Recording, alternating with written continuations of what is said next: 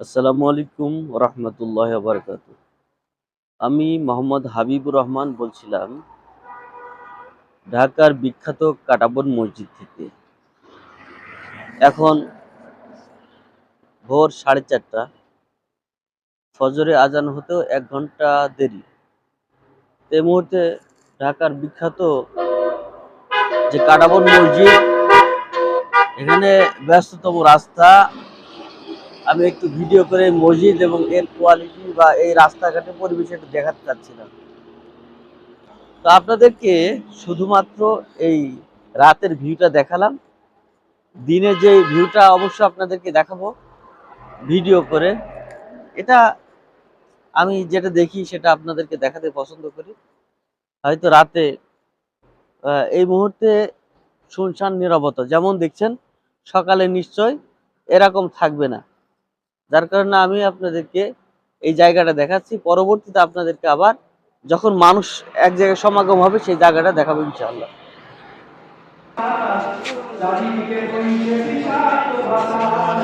ওয়ালাইকুম আসসালাম। কেমন লাগছে? আলহামদুলিল্লাহ, দেশে বিদেশে দূরে কাছে যে যেখান থেকে আমাদেরকে দেখছেন এবং পরবর্তীতে দেখবেন শুনবেন, আপনাদের সকলকে আন্তরিক অভিনন্দন ও শুভেচ্ছা জানাচ্ছি। আমরা এই মুহূর্তে অবস্থান করছি আমাদের বাংলাদেশ মসজিদ মিশনের প্রতিনিধি সম্মেলনে। ইঞ্জিনিয়ার ইনস্টিটিউটে আমরা অবস্থান করছি ঢাকায়, রমনার পাশে। তো আজকে চুয়াডাঙ্গা থেকে আমরা রওনা দিয়েছিলাম রাত 11টায়। আমরা এখানে এসে ফজরের নামাজ পড়েছি ঢাকাতে এসে। তো আমাদের সাথে এসেছে আমাদের চুয়াডাঙ্গা জেলা বাংলাদেশ জামাত ইসলামীর সংগ্রামী নায়েবে আমির, বিশিষ্ট আলেমে দ্বীন মাওলানা আজিজুর রহমান সাহেব সহ 18 থেকে আমরা 20 জন মতো টোটাল আলেম চুয়াডাঙ্গা থেকে এসেছি। সবথেকে খুশির ব্যাপার হলো সারা বাংলাদেশে থেকে 64টা জেলা থেকে এখানে উলামায়ে কেরাম এসেছেন মসজিদ মিশনের প্রোগ্রামে। তো আমরা এসে অত্যন্ত ভালো লাগতেছে এবং আল্লাহর শুকরিয়া আদায় করছি যে আসলে এই 15-16 বছর এইভাবে প্রকাশ্যে প্রোগ্রাম করা যায়নি, কিন্তু এখানে না আসলে অনুভূতিটা উপলব্ধি করা যেত না। এই জন্য আমরা আসতে পেরে খুব আনন্দিত। আমাদের প্রোগ্রাম যেন সফল হয় এবং আমরা যেন আবার নিরাপদে বাসায় পৌঁছাতে পারি, এই প্রত্যাশা আপনাদের কাছে কামনা করছি। আজকে আবার আমার ঝিনাইদহতে মাহফিলও আছে। আমরা এখান থেকে 4টার দিকে ইনশাল্লাহ মাহফিল হচ্ছে, রওনা দেব। সকলকে ধন্যবাদ। আসসালামু আলাইকুম রহমতুল্লাহ বারাকাতুহু। রমনা এরিয়ার ইঞ্জিনিয়ারিং ইনস্টিটিউট থেকে এখানে আজকে প্রোগ্রাম রয়েছে। জামাতের আমির ডক্টর শফিকুর রহমান এখানে উপস্থিত থাকবেন কিছুক্ষণ পরে। আমরা এই মুহূর্তে এখন 8টার সময় প্রোগ্রাম শুরু হবে। তো আমরা চুয়াডাঙ্গা জেলা থেকে প্রায় 20 জন এসেছি আলেম।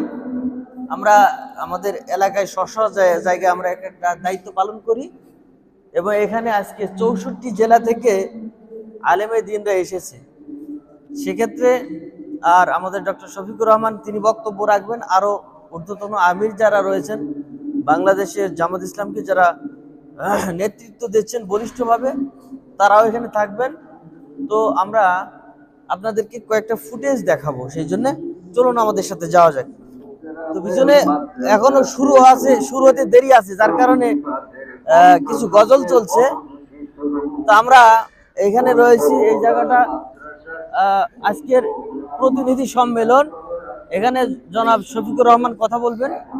আর আমরা দেশের থেকে অনেক লোকরা এসেছি, 64 জেলা থেকে এসেছি। এই জন্য আপনাদেরকে কিছু এই চিত্রগুলো দেখাচ্ছি আর কি। এগুলো আমরা আসতে পারি এখানে খুশি। আসসালামু আলাইকুম ওয়া রাহমাতুল্লাহি ওয়া বারাকাতুহু। ওয়ালাইকুম আসসালাম ওয়া রাহমাতুল্লাহ। আলহামদুলিল্লাহি রাব্বিল আলামিন।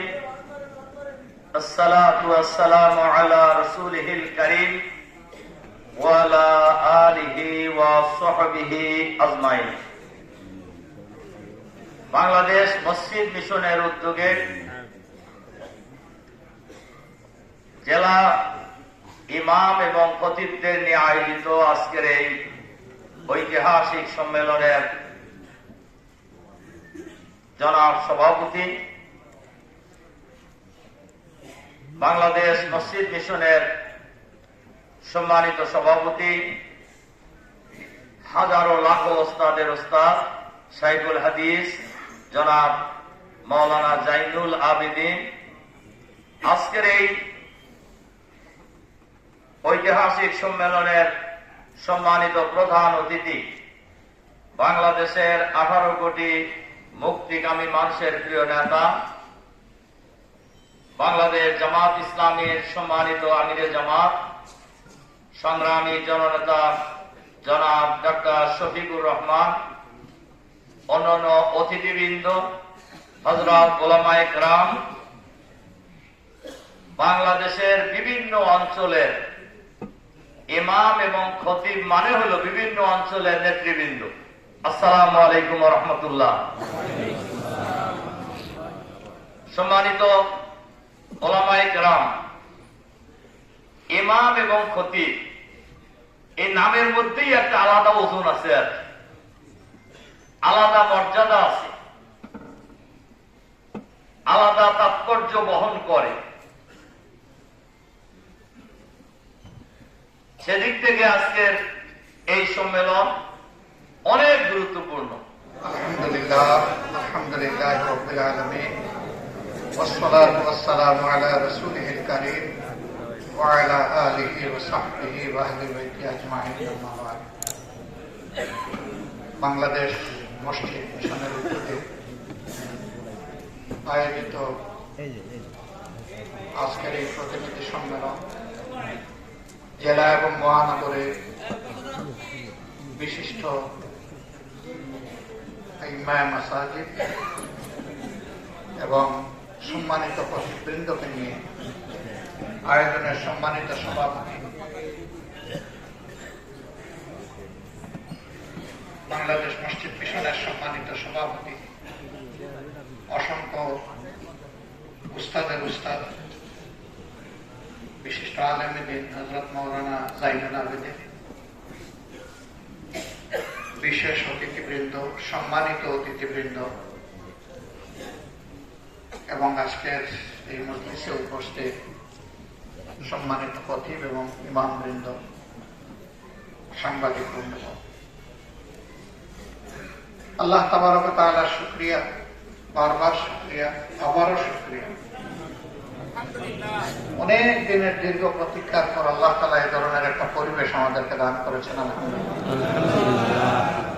এই সময়ের ভিতরে আমরা উলামায়ে কেরামের মধ্য থেকে অনেক সোনার টুকরাকে আমরা হারিয়েছি, তবে সম্ভবত আমরা হারাইনি। তারা দুনিয়া থেকে বিদায় নিয়েও জীবিত আছেন। আল্লাহ তাআলা সেই কথাটাই আমাদেরকে বলেছেন, সাহায্য চাও সালাত সবরের মাধ্যমে, আমি আছি তোমাদের সাথে, আর ওদেরকে তোমরা মৃত বলো না যারা আল্লাহর পথে চলে গেছে।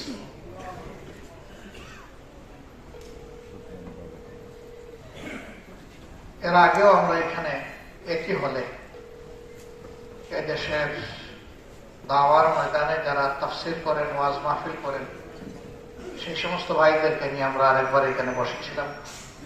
আমার বিশ্বাস যে সেদিনের অনেকে আজকে উপস্থিত আছেন। আমি প্রথমে একটু ফজরখাই দিয়েই শুরু করি। আমার সামনে আমাকে উদ্দেশ্য করে কিছু সম্মানিত ব্যক্তি কিছু কথা বলেছেন। আমি আল্লাহকে সাক্ষী রেখে আমার ফিলিং বলছি যে আমি তার উপযুক্ত নই। আমার সামনে বলায় আমি লজ্জিত হয়েছি, একটু বিব্রত হয়েছি, কারণ আমি আমাকে চিনি আর আমার রব আমাকে সবচেয়ে ভালো চিনি। সীমাহীন সীমাবদ্ধতা আমার আছে, সীমাহীন সীমাবদ্ধতা, ইলমে আমলি সব দিক থেকে, অভিজ্ঞতা তো অবশ্যই, এই সব দিকেই আমি খুবই সীমাবদ্ধ মানুষ। তবে আল্লাহ তাআলাকে ভালোবাসি,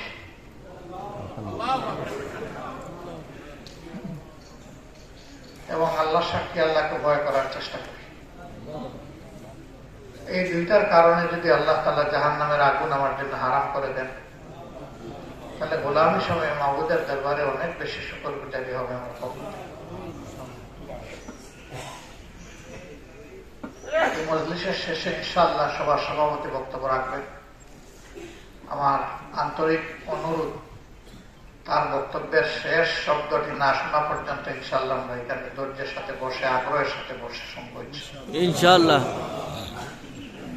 আপনারা এসেছেন দেশের বিভিন্ন অঞ্চল থেকে, কক্সবাজার থেকে শুরু করে পঞ্চগড়, জাফলং থেকে শুরু করে ওইদিকে সুন্দরবন, সারা দেশ থেকে এখানে এসেছে একটা প্রত্যাশা নিয়ে এসেছে। আর আমরা একটা প্রত্যাশা নিয়ে আপনাদের সামনে হাজির হয়েছি। আপনাদের প্রত্যাশার ব্যাপার আপনারা ভালো বলতে পারবেন, আমাদেরটা আমরা আপনাদের কাছে তুলে ধরতে চাই। মসজিদে নববীর কথা আমার সম্মানিত ভাই এবং সহকর্মীবৃন্দ বলে গেছে। মসজিদে নববীকে আল্লাহ তাআলা তার বান্দা এবং তার রাসূলের মাধ্যমে সাল্লাল্লাহু আলাইহি ওয়াসাল্লাম সমাজ সংশোধন এবং বিশ্ব পরিচালনার মারকাজে পরিণত করেছে। সংশোধনের ব্যাপারে এখন কিছু বয়ান হয়, কিন্তু পরিচালনার ব্যাপারে এখান থেকে কোনো ভূমিকা রাখার পরিবেশ এখনো তৈরি হয়নি। এই মসজিদই তো রাসূলুল্লাহ সাল্লাল্লাহু আলাইহি ওয়াসাল্লামের পার্লামেন্ট ছিল, ক্যাবিনেট ছিল। মুসল্লিদেরকে তিনি অ্যাড্রেস করতেন, এটা তার পার্লামেন্ট। আহলে রায়কে নিয়ে পরামর্শ করতেন, এটা তার ক্যাবিনেট। এবং মসজিদে বসেই তিনি বিচার কার্য সমাধান করতেন, আলাদা কোন কোর্ট আদালতের বিল্ডিং বা স্থাপনা ছিল না। এখন আমরা কি দেখি? এখন দেখি ইমাম সাহেব, খতিব সাহেব, ইমাম সাহেব নামাজ পড়াচ্ছেন, সবাই নামাজ পড়তেছে। খতিব সাহেব বয়ান দিচ্ছেন, সবাই শুনতেছে। কেউ আগে, কেউ পরে আসতেছে, কেউ দৌড়ে এসে কোন সুরত ফরজে সামিল হচ্ছে। ইভেন দুইটা খুতবা যে আগে শুনবে সেটাও অনেকে মিস করে ফেলে। তার মূল কারণ হচ্ছে এই জুমাবারের মধ্যে কি প্রাণ শক্তি রয়েছে এবং আল্লাহর পক্ষ থেকে কি নিয়ামত রয়েছে, আমরা জাতির সামনে এটা পরিষ্কার করতে পারি। যাদের কাছে পরিষ্কার হয়েছে তারা আলহামদুলিল্লাহ তসল্লির সাথে আসেন, বসেন এবং মন ভরে সেখানে থাকেন, ইবাদত গুজারি করেন, তারপরে তারা যান। আর যাদের কাছে পরিষ্কার হয়নি তারা আসতে পারেন না, আর আসলেও সেই মানসিকতা নিয়ে আসে। তবে এটা ঠিক, এই দিন আমাদের দেশে মুসলমান হিসেবে যারাই পরিচিত ম্যাক্সিমাম কিন্তু এসে যান মসজিদ। এই সুযোগটা মসজিদকে বাদ দিলে আর কোথাও নেই। এইখানে দেশ পরিচালনার কথা হলে মানুষ বলে যে খতিব সাহেব রাজনৈতিক আলোচনা না করলে ভালো। আবার কোন বিচার সালিশের প্রশ্ন আসলে বলতে চলে আমরা বাইরে চলে যাই, মসজিদের বারান্দায় গিয়ে বসি অথবা অন্য কোনো জায়গায় বসি। কেন? মসজিদের ভিতরে বসলে এটা আল্লাহর ঘর, ভয়ে কলজা কাঁপে। এখানে উল্টা পাল্টা বললে আল্লাহ ঘাড়ে করবে। বাইরে গেলে মনে করে আল্লাহ বোধহয় ওখানে নাউজুবিল্লাহ। আল্লাহ তো বলতেছেন ওখানে আমি থাকবো না কেন? আমি তো আলিম বিজাতিস সুদূর, আমি তো তোমাদের অন্তরে বিচরণ করছি। সবগুলা অন্তরে তো আমি আছি, আমাদের অন্তরের খবর আমি জানি, সেই ইলম আমার আছে। এটা একটা জাহালত, সমাজকে মসজিদ থেকে বিচ্ছিন্ন করা হচ্ছে। একদিনে এই অবস্থা পরিস্থিতি তৈরি হয়নি, এর কিছু দায় উলামায়ে কেরামকে নিতেই হবে। যারা ইমামুল হাইয়া ওয়াল মাইয়া, জীবনে বেঁচে থাকা অবস্থায় সবাই আমরা তাদের পিছনে মুক্তাদি, আর আমরা যখন লাশ হয়ে যাই তখন আমাদের লাশটা থাকে ইমাম সাহেবের সামনে, কিন্তু তখনও তিনি ইমাম। জীবনে মরণে যাকে মানলাম তার মাধ্যমে কোরআনের সঠিক সবকটা আমি কেন না পাইলাম, এটা পেতে হবে। হ্যাঁ, কোরআনের হুবহু তাফসীর যদি কেউ করেন, এমনকি শুধু বাংলা অর্থটাও যদি কেউ বুঝে বলেন, আমি মনে করি হেদায়েতের জন্য এটি যথেষ্ট হবে। খুতবায় অনেক মানুষ ঘুমায়। কেন ঘুমায়? সে বুঝে না যে এখানে কি বয়ান দেওয়া হচ্ছে। এই খুতবাকে প্রাণবন্ত করতে হবে। ইমাম সাহেব যদি, খতিব সাহেব যদি আগেই বলেন, যেটা আমরা আগে করি, আসলে খুতবা তো দুইটাই, আমরা করেছি তিনটা। একটা প্রথমে বয়ানের নামে একটা খুতবা, ভাষণ, এরপরে নামাজের সাথে সম্পৃক্ত আর দুইটা। তো যদি ওই ভাষণটা যেটা প্রথমে দেন, সেখানে যদি বলেন যে আজকের খুতবায় যা বয়ান হবে এখন তাই আলোচনা হবে, এবং যদি কোরআনের আয়াতগুলা, হাদিসের উদ্ধৃতিগুলা সেখানে নিয়ে আসেন, তাহলে যখন ওই বয়ানটা দেওয়া হবে তখন মানুষ আস্তে আস্তে অনেকেই মিলাইয়া ফেলবে যে আজকে এইটা বলেছিলেন, এখন এইটা তেলাওয়াত হচ্ছে। এর একটা রুহানি আসে, কালবের করে পড়বে আসর, এবং মানুষ তখন আর ঘুমাবে না, ঝিমাবে না। এখান থেকে কিছু রুহানি খুরাক নিয়ে যেতে পারবে। কোন কোন মসজিদে, এটা বোধহয় খুবই অল্প সংখ্যক হবে, সেখানে খুতবা বাংলা এবং আরবি দুটো মিলে, এমনকি প্রসঙ্গক্রমে ইংলিশও আসলে কোনো অসুবিধা নেই। ইংলিশকে একসময় বলা হতো কাফেরের ভাষা, তো সেই ভাষায় কথা বলা মুসলমান নাই? অবশ্যই আছে। ভাষা কোনটা কাফেরও নয়, মুমিনও নয়। মুমিন হবে ব্যক্তিটি, কাফের হবে ব্যক্তিটি। ভাষা সবগুলো আল্লাহর সৃষ্টি। আল্লাহ নিজেই তো বলেছে, আমি তোমাদেরকে বিভিন্ন ভাষা বর্ণে এই জন্য পয়দা করেছি তারিফ, যেন তোমাদেরকে চিনতে পারো বা তোমরা পরস্পরকে চিনতে পারো, এই জন্য আমি এই ব্যবস্থা দিয়েছি। তো আল্লাহ তাআলা যে ভাষা সৃষ্টির কথা নিজেই বলেছেন, এই ভাষা আবার কাফের হয় কি হবে? নিশ্চয়ই না। সবগুলা ভাষাই হচ্ছে আল্লাহর দান, নইলে মানুষের জবানে কল্প থেকে বের হতো না। আল্লাহ বের করে দেন জবান দিয়ে ভাষা। যে ভাষাই হোক, মানুষ যেটা আন্ডারস্ট্যান্ড করে, বুঝে, সেই ভাষায় যদি আমরা সোজা সাপ্তা আমাদের বয়ানগুলা পেশ করি, ওটাই হবে হৃদয়গ্রাহী বয়ান। এটাতে নতুন কোনো অলংকার দেওয়ার কোন প্রয়োজন নাই। অলংকার যা দরকার আল্লাহ সবটুকু কালামে হাকিমে দিয়ে রেখেছে। এবং এরপরে সোহাগার প্রলেপ রাসূল করিম সাল্লাল্লাহু আলাইহি সাল্লামের সুন্নাহর মাধ্যমে আমরা পেয়ে গেছি। এই দুইটার ভিতরে থাকলেই আমাদের জন্য বেশি কল্যাণকর। আমরা আশা করি আপনাদের কাছ থেকে যে কুরআন এবং সুন্নাহ, কিতাবুল্লাহ এবং সুন্নাত রাসূলুল্লাহ সাল্লাল্লাহু আলাইহি সাল্লামের মাধ্যমে আপনারা সমাজের সামনে চিত্রটা তুলে দেবেন। 52 সপ্তাহ 52টা খুতবা হবে ভিন্ন। জাতির প্রয়োজনকে সামনে রেখে খুতবা তৈরি করব। মসজিদ মিশনকে আমরা অনুরোধ করব সমন্বয়ের এই জায়গায় যেন তারা দায়িত্ব পাবে। আগামী সপ্তাহে কি খুতবাটা এই জাতির জন্য প্রয়োজন, কমপক্ষে 1-2 দিন আগে যদি খতিব সাহেবের কাছে এটা পৌঁছে যায় বিভিন্ন জায়গায়, তারা তাদের মতো করে বলবেন, তবে এখান থেকে কিছু খোরাক পাবে।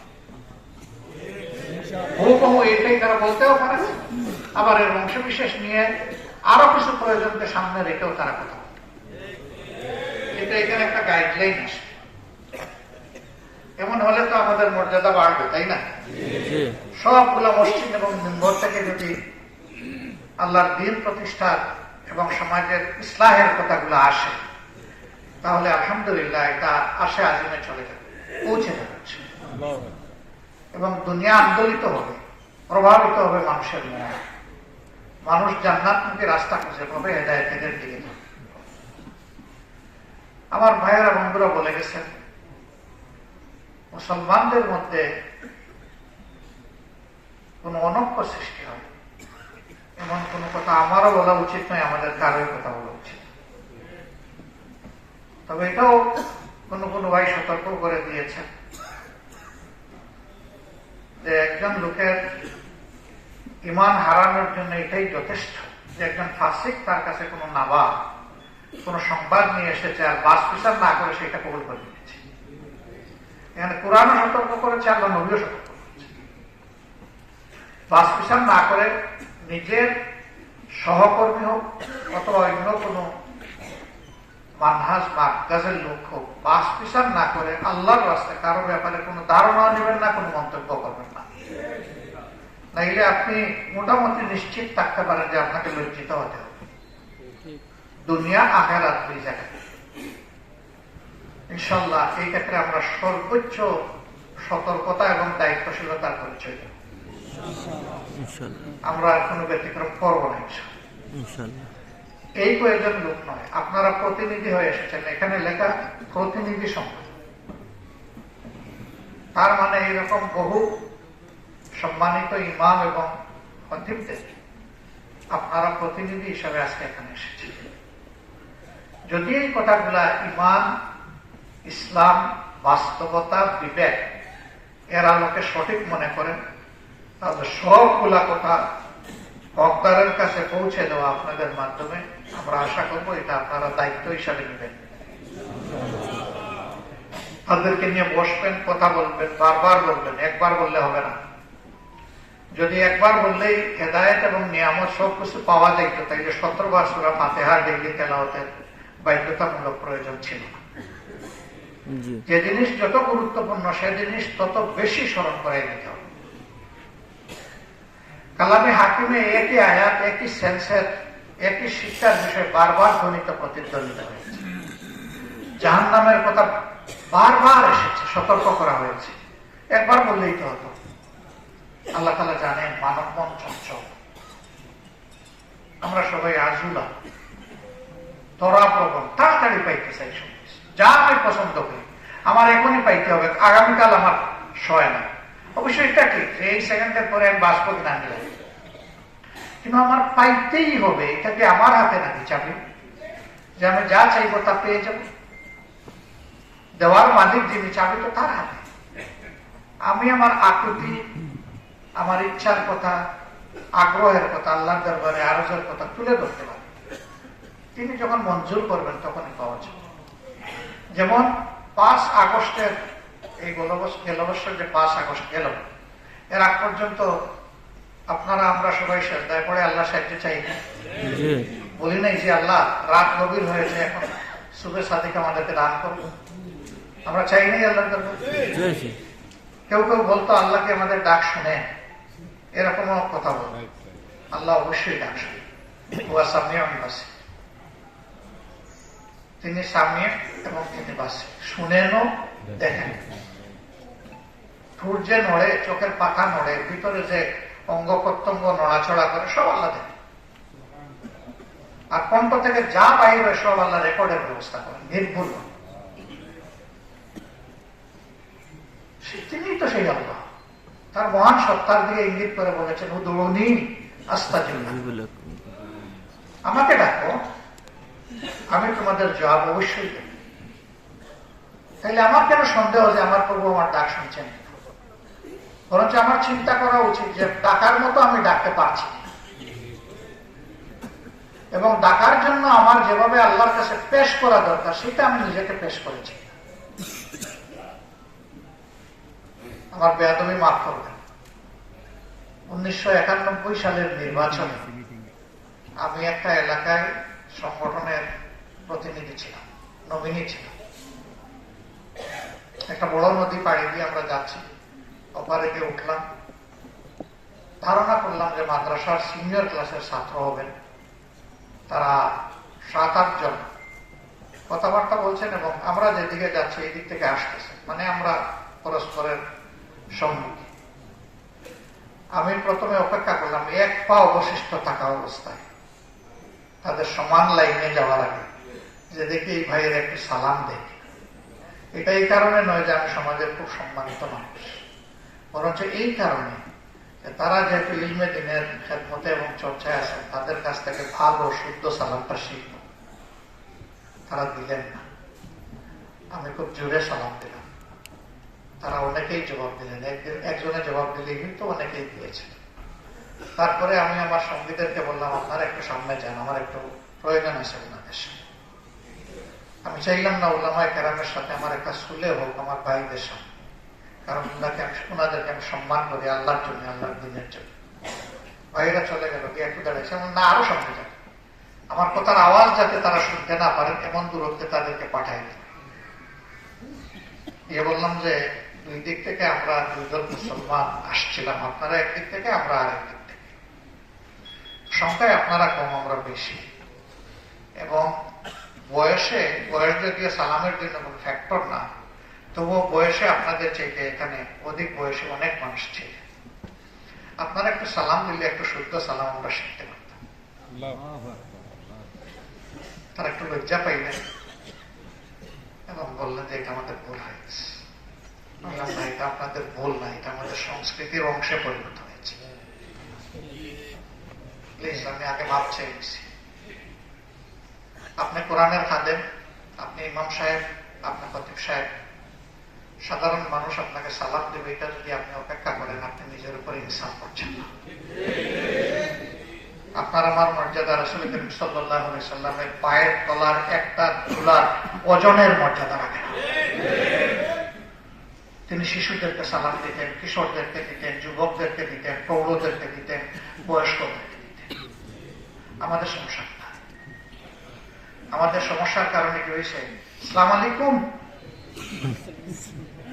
ইসলাম আলাইকুমের চর্চা হয়েছে, কিন্তু যদি আমরা আমাদের সম্মানিত উস্তাদদের মুখ থেকে, কেরামের মুখ থেকে যদি সালাম গুলো শুনতাম, তাহলে অবশ্যই আমরা বলতাম আসসালামু আলাইকুম ওয়া রাহমাতুল্লাহ, যেটা আল্লাহ তাআলা এবং আল্লাহ নবীর পক্ষ থেকে আমাদেরকে এনাম করা হয়েছে, হাদিয়া করা হয়েছে। আমরা সেটা শিখতাম। আমি চাই আপনাদের মাধ্যমে সালামের ক্ষেত্রে একটা বিপ্লব শুরু হোক। এবং আপনারা পারবেন। এই এক সালাম মানুষের কলকে যে কত নরম করে দেয়, সুবহানাল্লাহ। আমরা আমাদের বহু দায়িত্বশীল পেয়েছি, বহুদিন চেষ্টা করে আগে সালাম দিতে পারি। তারা আমাদেরকে হাতে ধরে এগুলোই শিক্ষা দিয়েছে। আপনারা ইনশাআল্লাহ সমাজকে এই শিক্ষাটা দিতে পারবেন, আমার বিশ্বাস। আপনাদের পবিত্র মুখগুলো দেখে আমি আরো বেশি অধিক বিশ্বাসী এবং আত্মপ্রত্যয়ী হয়ে উঠেছি। আপনারা যখন এর চর্চা করবেন, আলহামদুলিল্লাহ, সমাজে আল্লাহর রহমত জোড়া শুরু হবে। কারণ এখানে সালামই তো বলা হচ্ছে, আসসালামু আলাইকুম ওয়া রাহমাতুল্লাহ। আপনার উপর শান্তি হোক আর রহমত বর্ষণ। তা আল্লাহ সামিউন বাসির, এবং যিনি বলছেন যে আস্তাজিব লাকুম, তিনি কি আমাদেরকে রহমত দিবেন না? তাহলে রহমতে সমাজটা ভরে যাচ্ছে। আমার সব কথা বলা উদ্দেশ্য নয়, সিম্বলিক কথাগুলো আপনাদের খেদমতে আমানত হিসেবে রেখে দিলাম। আমি চাই মদিনার মসজিদের সৌন্দর্য ইলমি এবং আখলাকি দুই দিক থেকে আপনারা হবেন আমাদের উস্তাদ,